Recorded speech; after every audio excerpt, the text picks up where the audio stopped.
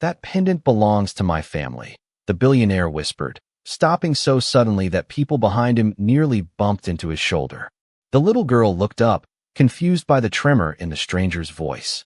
Around them, the annual Reed Foundation Fall Charity Festival continued as if nothing unusual had happened. Children laughed near the pumpkin painting booths. A local jazz band played softly beneath strings of golden lights. The scent of caramel apples drifted through the cool October air. Yet for Nathaniel Reed, none of it existed anymore. His entire world had narrowed to a single silver pendant resting against the chest of a little black girl standing no more than 3 feet away. Nathaniel stared at it. His heartbeat slowed and then seemed to pound louder than the music. The pendant was small, oval-shaped, worn smooth by time. At first glance it appeared ordinary. Most people would never have noticed it. But Nathaniel knew every detail. The delicate engraving around the edge. The tiny star carved into the center. Even the faint scratch running across the back. He had seen it thousands of times growing up. The pendant had belonged to his grandmother before being passed down through generations of the Reed family. It was never sold, never gifted outside the family. And 9 years ago, it had disappeared. "Sir," the girl asked softly. Nathaniel blinked.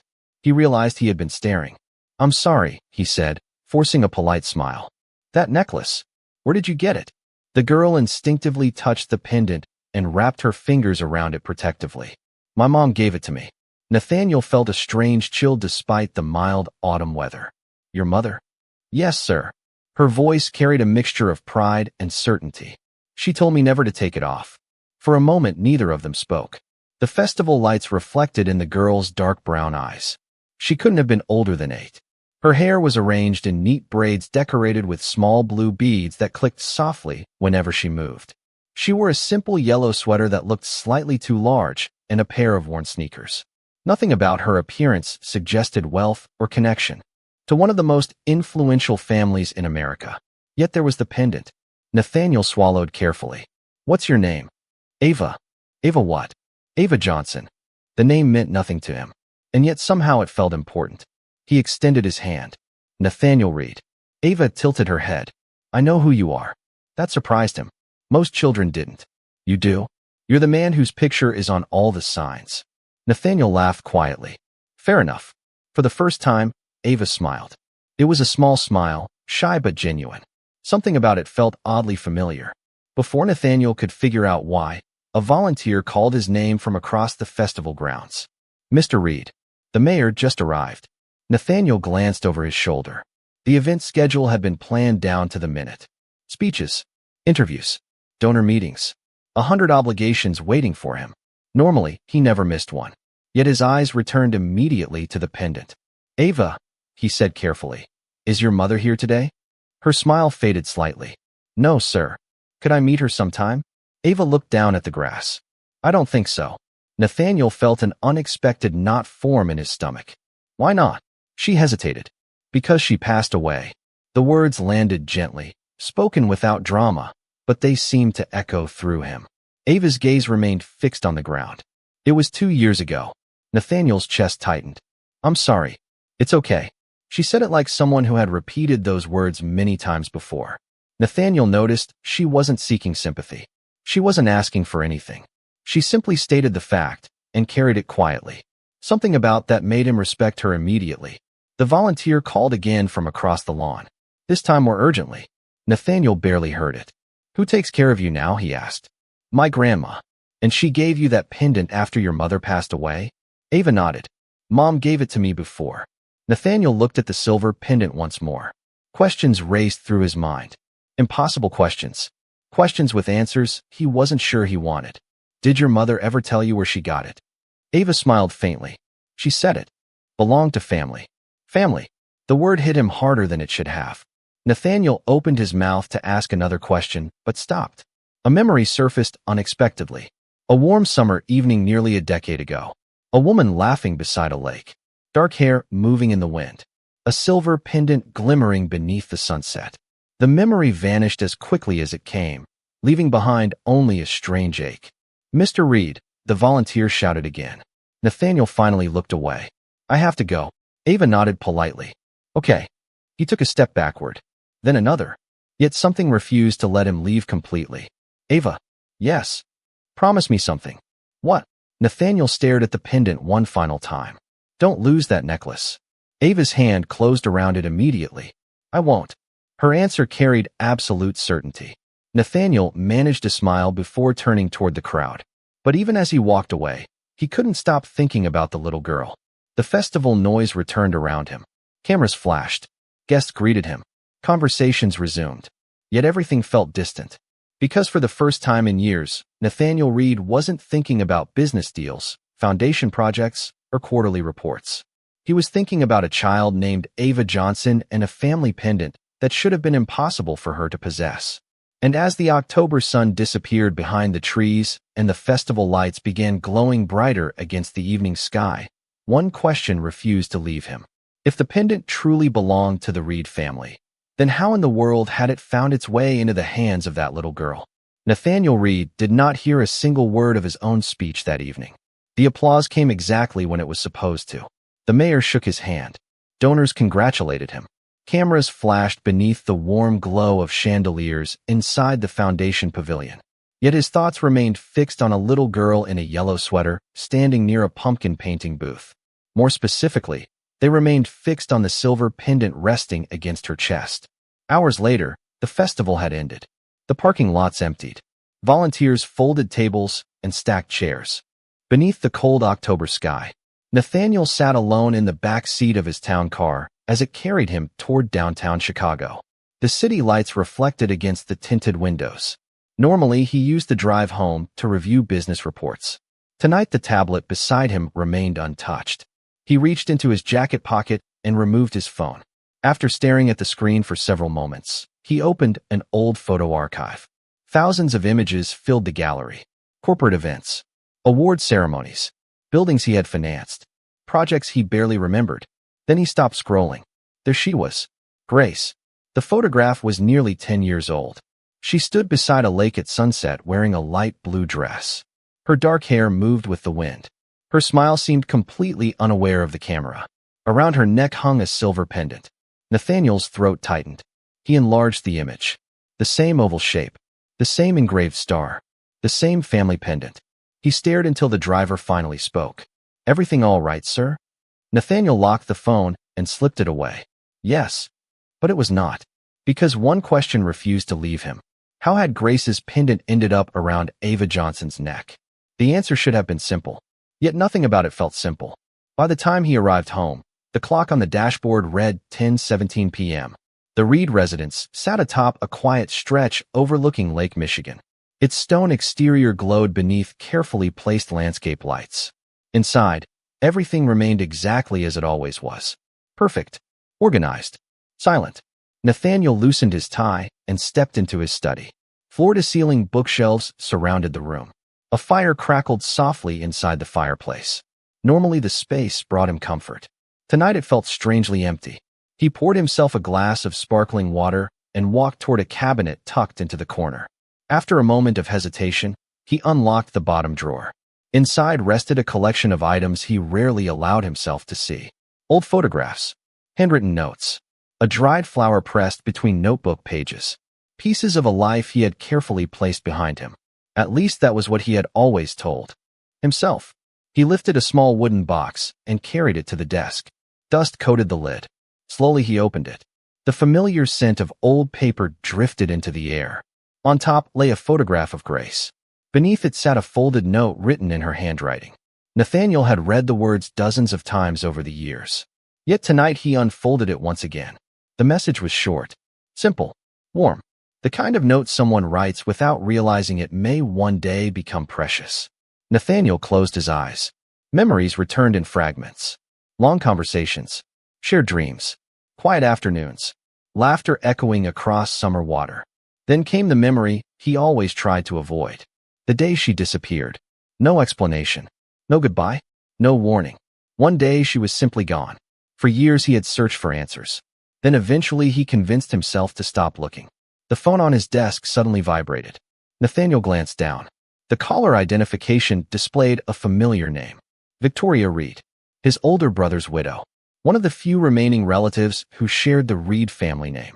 He answered. Victoria. I heard the festival was successful. It was. You sound distracted.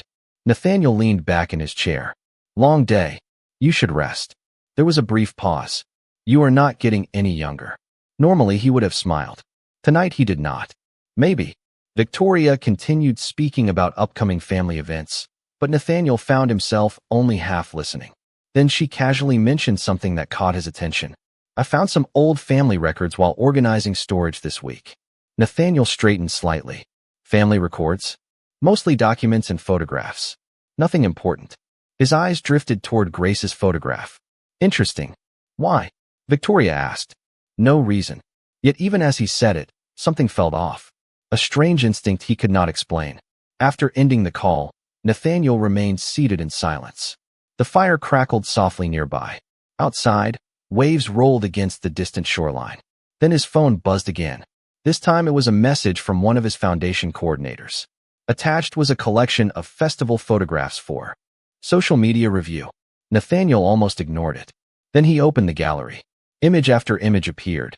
Families, volunteers, children, smiling faces beneath autumn decorations. And then he saw her. Ava. She stood near a painting table, holding a paper pumpkin covered in blue glitter. She looked directly at the camera. The pendant glimmered beneath the festival lights. Nathaniel zoomed in. His pulse quickened, because for the first time he noticed something he had completely missed earlier. Attached to the pendant chain was a tiny silver charm. A small crescent moon. His breath caught instantly. Years ago, Grace had attached that exact charm to the family pendant herself. Nathaniel knew because he had been standing beside her when she bought it. Nathaniel remained frozen in his chair long after midnight. The photograph on his phone illuminated the dark study while the fire burned low behind him. His eyes stayed fixed on the tiny crescent moon attached to the pendant around Ava's neck. It was impossible. Not unlikely. Not strange. Impossible. He remembered the afternoon with perfect clarity. Grace had dragged him through a crowded street market during a summer trip to Milwaukee. She had stopped at a small jewelry stand and spent nearly 20 minutes choosing between different silver charms. In the end, she selected a crescent moon because she said it reminded her that even when people could not see the whole picture, the moon was still complete. Nathaniel could still hear her laugh when she clipped it onto the family pendant. Nobody else had been there. Nobody else should have known. Yet somehow that exact charm now hung around Ava's neck. Nathaniel slowly placed the phone on his desk and stood. Sleep was no longer an option. He crossed the room toward a built-in cabinet and removed an old photo album he had not opened in years. Dust drifted through the air as he carried it back to the desk. Page after page revealed pieces of a life that felt both distant and strangely close. Family holidays, college graduations, charity galas. Then he reached the section containing photographs of Grace. There were not many. He had removed several years ago because looking at them hurt too much. Yet the few that remained were enough. In nearly every photograph after that trip to Milwaukee, Grace wore the pendant with the crescent moon attached. Nathaniel compared them carefully with the image of Ava. The placement was identical. The chain was identical. Even the angle of the charm matched. His pulse quickened. For the first time in nearly a decade, hope entered a place inside him that he had deliberately sealed shut. Hope frightened him more than disappointment ever had. He sat back and closed his eyes. What if there was an explanation? What if Grace had given the pendant to someone else before disappearing? What if Ava had inherited it through coincidence? Yet every explanation felt weaker than the last. Around 1:30 in the morning, Nathaniel finally opened his laptop. He searched public records, school records, foundation applications connected to local families. Within minutes he found a name. Ava Johnson, age 8, guardian listed as Eleanor Johnson. Residential address on the south side of Chicago. Nathaniel stared at the screen. The information felt strangely personal despite how ordinary it appeared. He found himself imagining Ava sitting at a kitchen table doing homework. Imagining her grandmother helping with spelling words. Imagining that pendant resting against her sweater exactly as it had earlier that day. Before he realized what he was doing, he printed the page. The sound of the printer echoed through the quiet house. The next morning arrived gray and cold. Rain tapped softly against the windows as Nathaniel entered the headquarters of Reed Global Holdings. Employees greeted him as he crossed the marble lobby, but he barely noticed. His assistant, Claire, hurried beside him carrying a tablet. Your 9 o'clock meeting has been moved to 10. The board presentation is ready, and the Boston investors confirmed for Friday. Nathaniel nodded absent-mindedly. Claire. Yes. I need a favor. She looked surprised. Nathaniel rarely asked for personal favors. Of course. He handed her the printed page. Can you find out anything you can about Ava Johnson? Claire glanced down. Who is she? Nathaniel hesitated. Someone I met yesterday. Claire studied him carefully. She had worked for him for 12 years and recognized when something mattered. I will see what I can find. The day dragged forward. Meetings came and went. Reports were reviewed. Decisions were made. Yet Nathaniel found himself checking his phone every few minutes. By late afternoon, Claire appeared at his office door. I found something. Nathaniel immediately stood. Claire entered carrying a thin folder. Ava Johnson is 68. Retired elementary school librarian. Respected in her neighborhood. No unusual records. Nathaniel nodded slowly. And Ava? Claire opened the folder. Excellent student. Perfect attendance.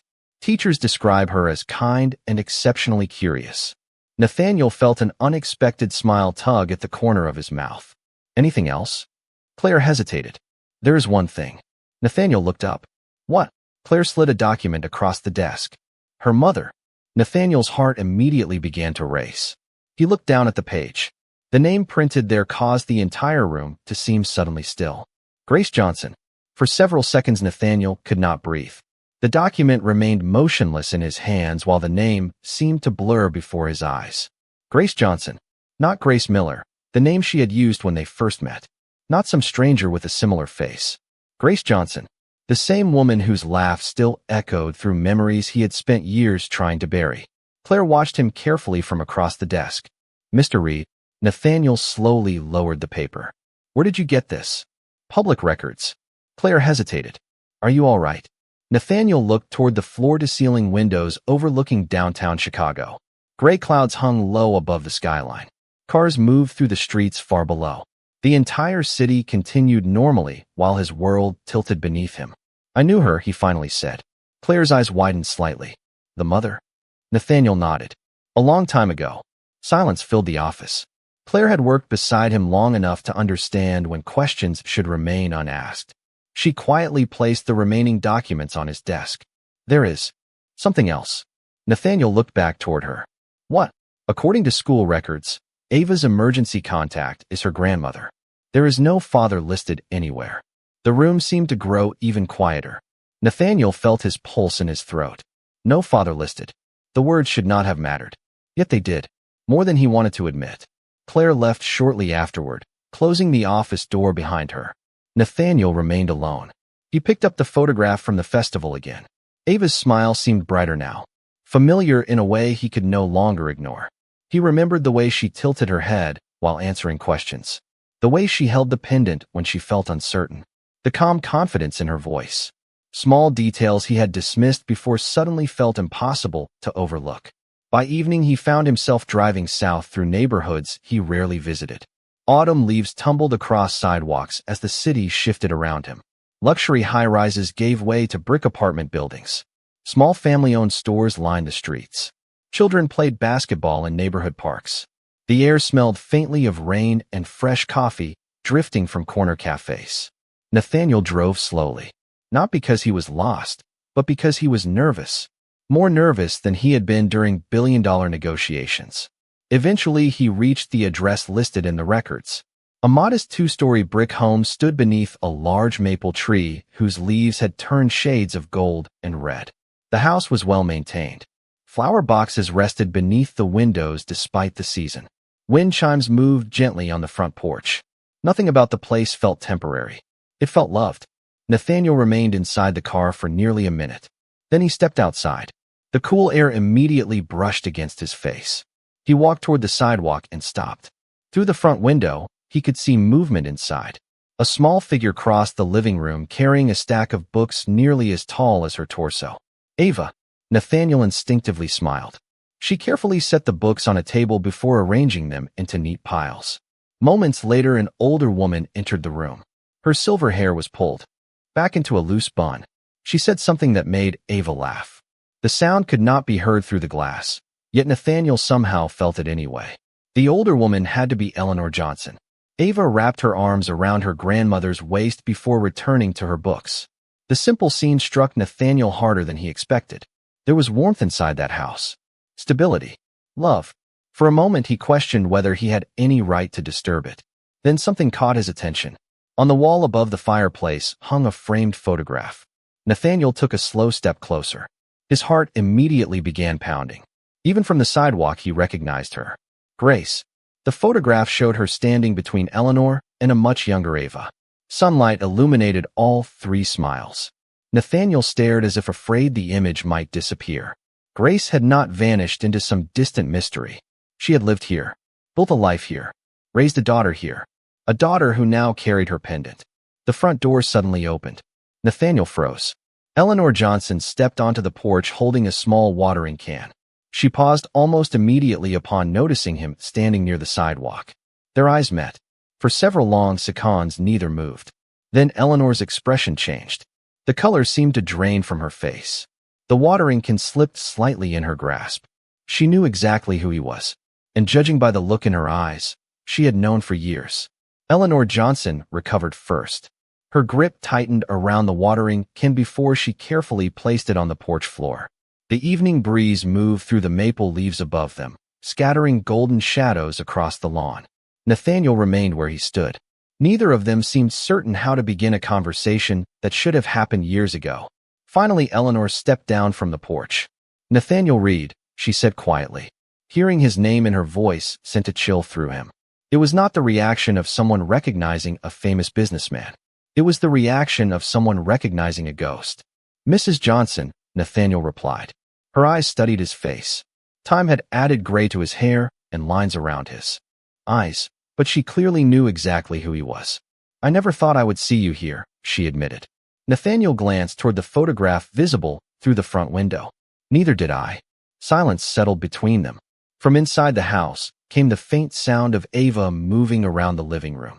The ordinary noise somehow made the moment feel even more fragile. Eleanor followed his gaze toward the window. "She does not know who you are." Nathaniel felt something tighten in his chest. "I figured that much."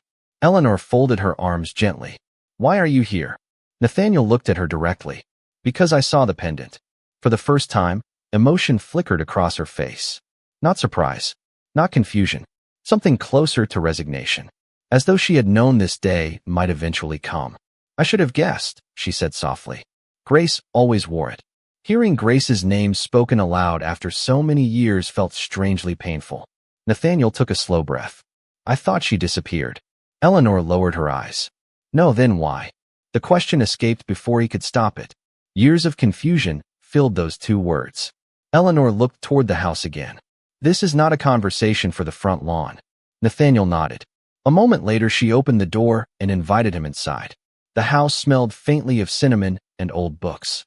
Family photographs lined the walls. Shelves overflowed with novels and framed school drawings. Everything felt warm, lived in, real. Nathaniel found himself staring at small details. A stack of library books on a side table. A knitted blanket folded neatly across a couch. A pair of tiny sneakers near the front door. Signs of a life he had never known existed. "Grandma."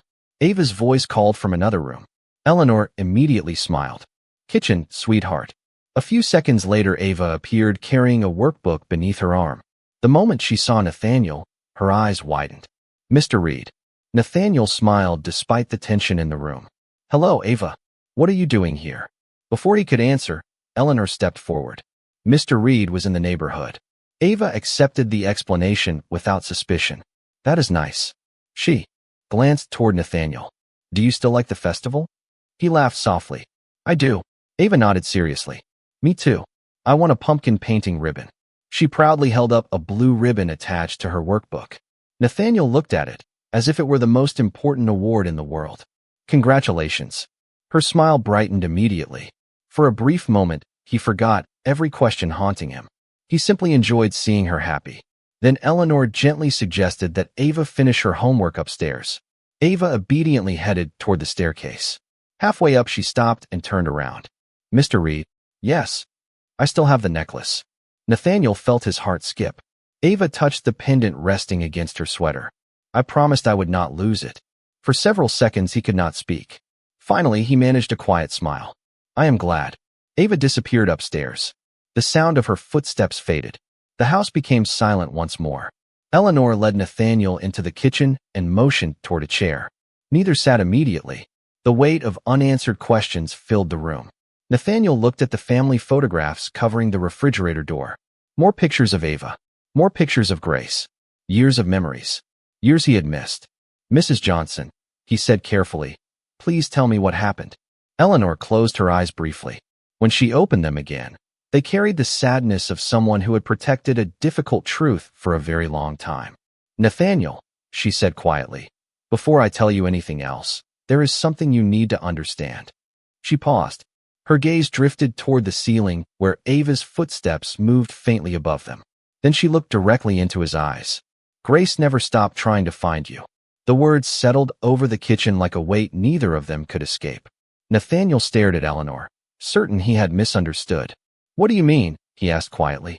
Eleanor pulled out a chair and sat down slowly. The years seemed visible on her face now, not because of age, but because of memories. I mean exactly what I said, she replied. Grace never stopped trying to find you. Nathaniel lowered himself into the chair across from her. The ticking clock above the refrigerator suddenly sounded louder than before. Then why did she disappear? Eleanor folded her hands together. Because she believed you did not want her in your life anymore. Nathaniel felt as if the air had been pulled from the room. That is not true. I know that now, Eleanor said softly. But she did not know it then. She stood and walked toward a cabinet near the dining room. After opening the bottom drawer, she removed a worn cardboard box. The edges were faded with age. Carefully, she carried it back to the table and placed it between them. Nathaniel looked down at it without touching it. What is this? Eleanor's eyes filled with sadness. The reason I always feared this day would come. Slowly she lifted the lid. Inside were dozens of envelopes tied together with blue ribbon. Some were yellowed from time. Others remained sealed. Nathaniel stared at them in confusion. Eleanor picked up the stack and placed it in front of him. These are the letters Grace wrote to you. His heart stopped. For a moment, he simply looked at the handwriting. He knew it instantly. Every curve of every letter belonged to Grace. His hands trembled as he picked up the first envelope. The front displayed his name, Nathaniel Reed. Below it was the address of his old apartment downtown. I never received these, he whispered. Eleanor nodded. I know. Nathaniel carefully opened one. The paper crackled softly as he unfolded it. The date in the corner was 9 years old. His eyes moved across the page.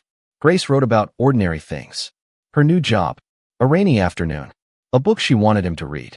At the end, she wrote that she missed him and hoped to hear from him soon. Nathaniel swallowed hard. He opened another letter. Then another. Each carried the same warmth, the same hope, the same expectation that he would eventually answer. But he never had, because he had never seen them.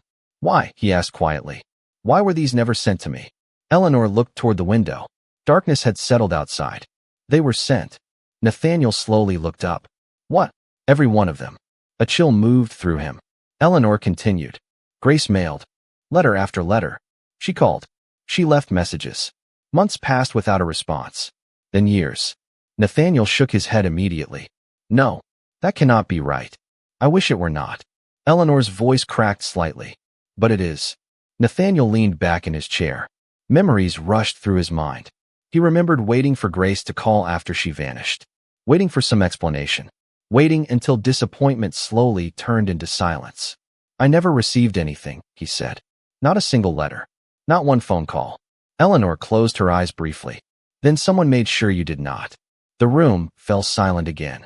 Nathaniel looked down at the stack of letters. Dozens of opportunities stolen by years. Dozens of chances to understand what had happened. Questions that could have been answered long ago.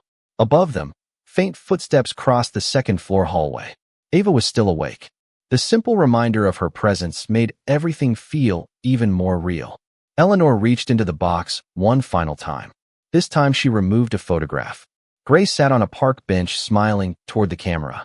Beside her sat a little girl no older than 2. Tiny braids. Bright eyes. A familiar smile. Nathaniel's breath caught immediately. That was her favorite picture, Eleanor said softly. Nathaniel could not look away. The little girl was Ava. There was no doubt. Grace held her daughter close while sunlight illuminated both faces. For several seconds, Nathaniel simply stared. Then his gaze drifted to the date printed on the back. His heart began pounding once more. The photograph had been taken 8 years ago, at a time when Grace had still been desperately trying to reach him.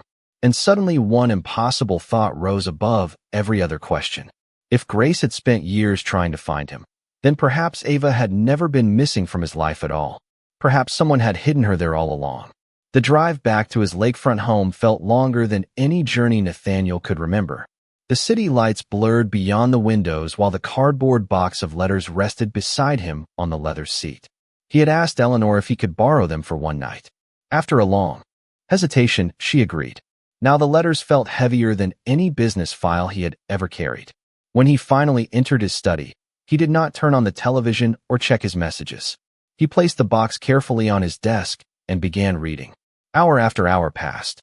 One letter became 5. 5 became 10. Grace's voice seemed to return with every page. She wrote about small victories, difficult days, funny moments. She wrote about learning how to be brave when life became uncertain. She wrote about missing him. Most painfully, she wrote about hope. Even after months without a response, she still believed he would eventually answer. Nathaniel sat motionless as midnight came and went. Then he reached a letter dated 8 years earlier. His hands froze. This one felt different. The paper had been folded more carefully. The handwriting appeared slightly uneven, as if written during an emotional moment. Slowly he unfolded it. Grace began by describing a rainy afternoon. Then halfway down the page came a sentence that caused his heart to stop. "I wish you could meet her." Nathaniel read the line again. Then again. His eyes moved lower. Grace described a little girl who loved books, asked endless questions, and smiled whenever she saw the moon. She never used Ava's name directly in the letter, but she did not need to. Nathaniel understood immediately. Tears filled his eyes before he realized it. Grace had been writing about her daughter, about Ava, about a child he had never known existed. He closed his eyes and leaned back in his chair. The room felt impossibly quiet. Across the desk sat a framed photograph of his parents. Nearby rested awards, achievements, and symbols of success gathered over decades. Yet none of it mattered at that moment. Because somewhere in Chicago, an 8-year-old girl had spent her entire life growing up without knowing him. And somehow he had spent years believing he was the one who had been abandoned. Near dawn, Nathaniel finally noticed something else. Several envelopes carried small postal markings. Most had been processed through normal mail routes, but a few displayed unusual forwarding stamps. His attention sharpened immediately. He gathered those letters into a separate pile. The return addresses were correct. His addresses were correct. Yet multiple envelopes showed signs that they had been redirected before disappearing completely. Nathaniel stared at them. A cold realization began forming. This had not been simple bad luck. Too many letters had vanished. Too many messages had gone unanswered. Someone had interfered. Someone had made certain Grace never reached him. The next morning, Nathaniel arrived at Reed Global earlier than usual. Claire looked surprised when she entered his office and found him already reviewing documents. "You did not go home?" she asked. Nathaniel managed a tired smile. "Not really." He handed her several photocopies. "I need help finding out who handled address forwarding requests connected to these records." Claire glanced at the papers. "These are old." "I know." "How old?" "Nearly a decade." Claire studied his face carefully. "This is about Grace, is it not?" Nathaniel looked toward the window. "Yes." She nodded once. "I will see what I can find." By late afternoon, Nathaniel's concentration had completely disappeared. Every meeting felt meaningless. Every report blurred together. Around 3 o'clock, his phone vibrated. The caller identification displayed an unfamiliar number. He almost ignored it. Almost. Instead, he answered. "Hello." A small voice replied. "Mr. Reed." Nathaniel immediately sat upright. "Ava." "Yes." He could not help smiling. "Hi. Grandma gave me your number." There was a brief pause. "I hope that is okay." "It is more than okay." Ava seemed relieved. "Good." Another pause followed.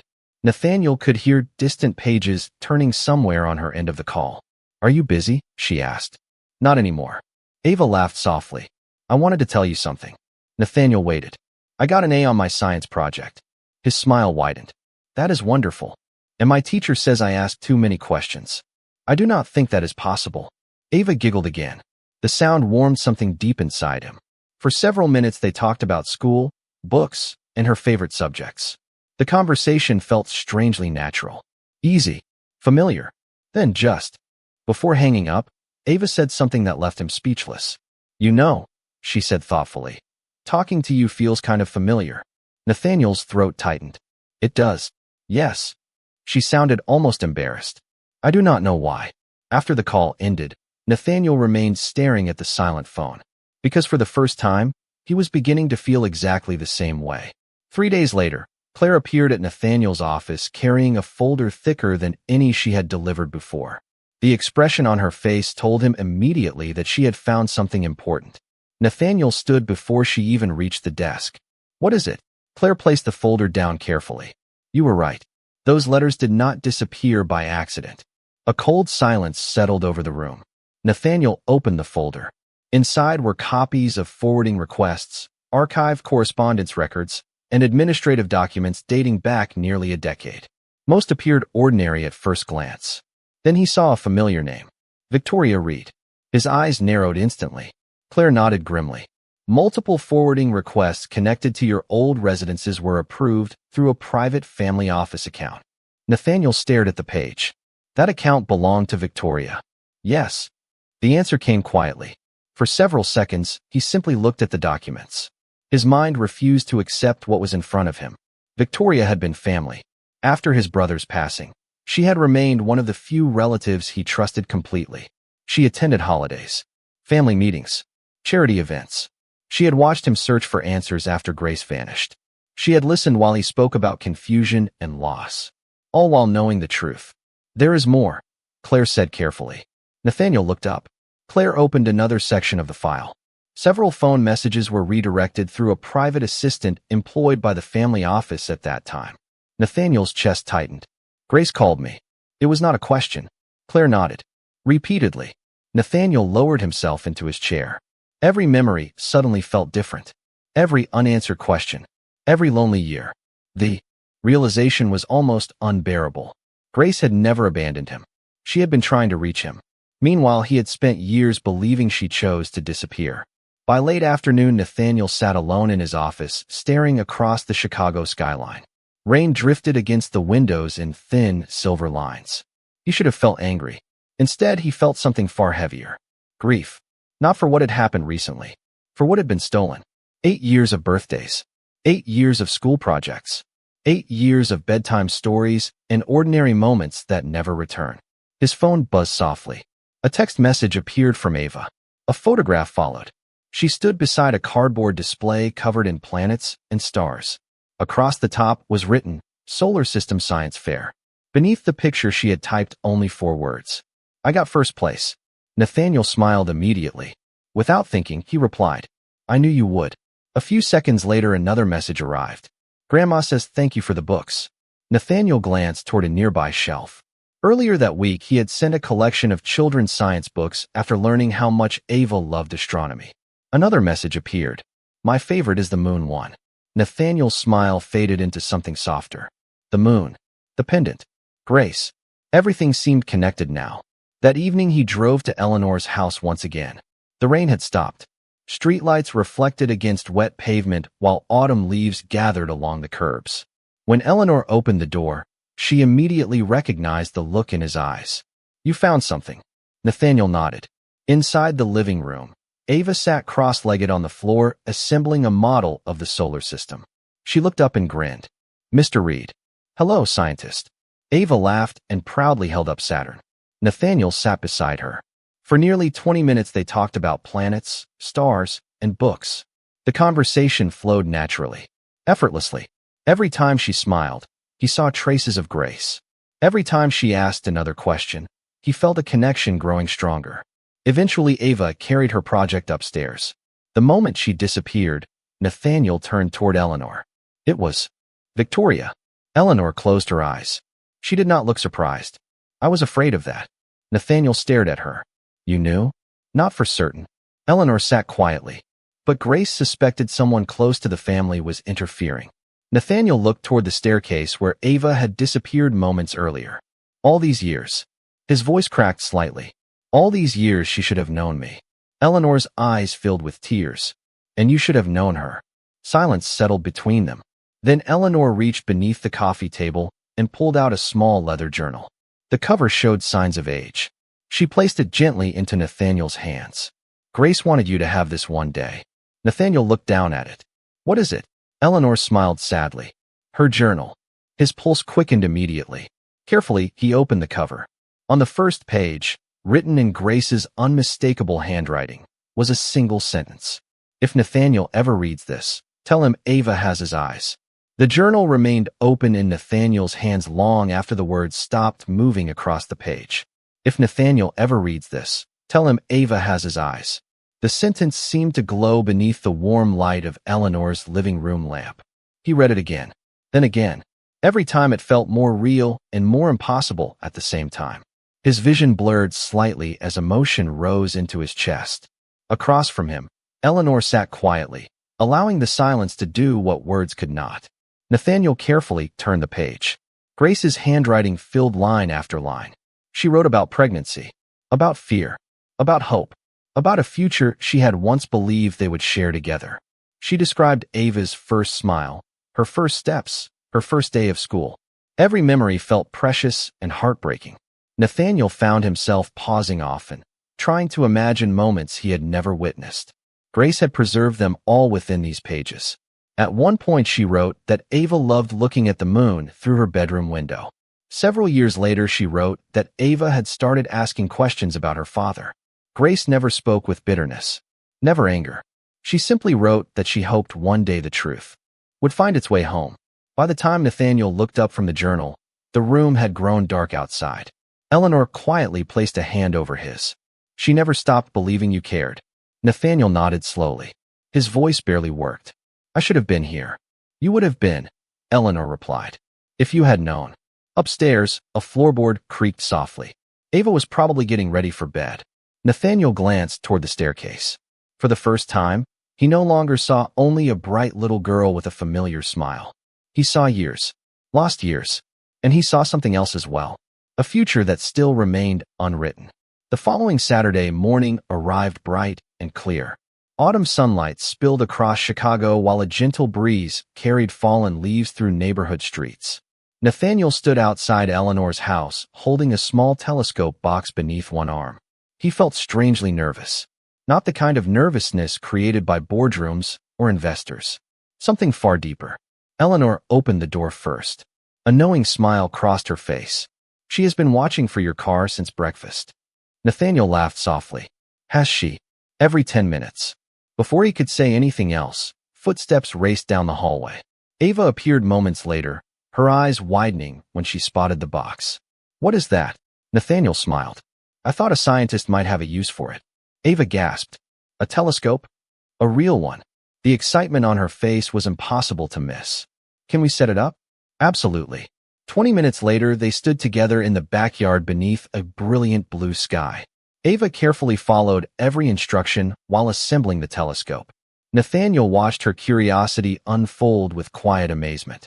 She asked questions constantly. About stars. About planets. About how lenses worked. About why leaves change color. The questions came one after another without pause. Somehow he answered every one with patience he never knew he possessed. Hours passed. Neither seemed to notice. Eventually they sat together beneath the maple tree while sunlight filtered through golden leaves above them. Ava absent-mindedly touched the pendant resting against her sweater. My mom loved this necklace, she said softly. Nathaniel looked at it. The silver pendant glimmered gently in the afternoon light. She must have. Ava nodded. Grandma says it belonged to family. Nathaniel swallowed carefully. Your grandmother is right. Ava studied him curiously. You know a lot about it. He looked toward the sky for a moment, then back toward her. Maybe more than you realize. Ava seemed to consider that answer seriously. Before she could ask another question, Eleanor stepped outside carrying a photo album. I found something both of you should see. She placed the album on the patio table. Ava immediately climbed into a chair. Nathaniel sat beside her. Together they opened the cover. The first photographs showed Grace as a child, then a teenager, then a young woman smiling beneath summer sunlight. Ava pointed excitedly at each picture. Nathaniel found himself smiling through emotions he could barely contain. Then they reached a photograph Nathaniel had never seen before. Grace stood beside a lake with the silver pendant around her neck. Her hand rested gently against her stomach. On the back of the photograph, written in faded ink, were 4 simple words. Waiting for our future. Nathaniel stared at the image.